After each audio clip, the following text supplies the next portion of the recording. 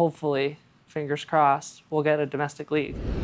We're now looking for jobs. Now, as soon as we're back home, we're like, okay, now we have to find a way to make people hire make us. a dime and manage training all at the same time, because I mean we have our next tournament in June or April, so we can't like let up on our training and that. But we now have to. We have girls that are back into university right away and back into full-time jobs, and some of us unemployed looking for jobs. But yeah, so it's just like England's right back into their professional program. They're still contracted. All they have to focus on is training between now and the next World Cup. Yeah. Yeah, I didn't even think of that. Sorry about we that. do need jobs. Do you think you'll have to fundraise for this next World Cup in 4 years? That's not funny. I mean, I hope not. Whether that is funding through World Rugby, whether that is Rugby Canada able to find more sponsors. But the reality of sport in Canada is it's hard. We don't have that availability of sport funding like some nations do. And then we're also just a small union. Like, we're very small, especially in comparison to like France, New Zealand, England, like those massive nations that have their massive men's unions as well to kind of help back their women's program while we're still growing our sport. We don't have a massive men's side to do that for us and to help us.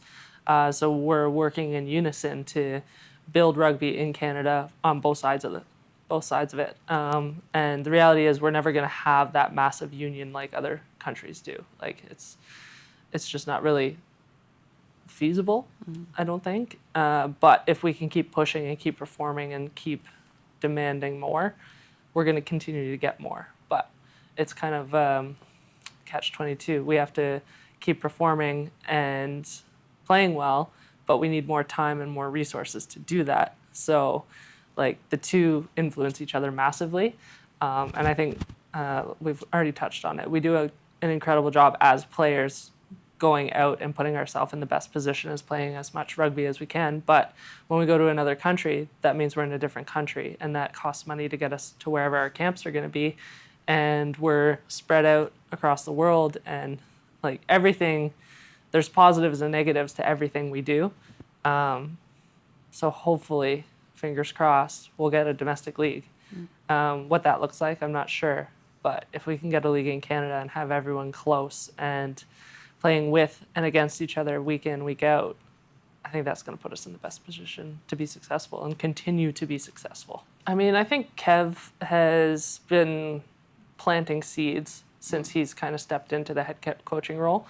In his ideal world, those seeds will blossom into a league of sorts. Right now, it's more regional games, but he's definitely like planting seeds and like putting in the infrastructure for something more to come from what he's doing. So I think it's, again, it's going to be a funding issue, as with everything. Can we bring his vision to fruition? And I think it's been talk for a long time, but like you said, it needs to be action now. We've also never had our Prime Minister at a game before, or support from Shania Twain, or Shorzy, or I don't know who else, Tragically Hip. Like, we have a lot of support behind us. I'm not saying that they're necessarily going to solve our issues, but they are getting us out to people that maybe have never heard of rugby before or know anything about our stories. So, not saying Shania Twain has to be our answer, but but at least they're getting the camera on us and people talking about us. So.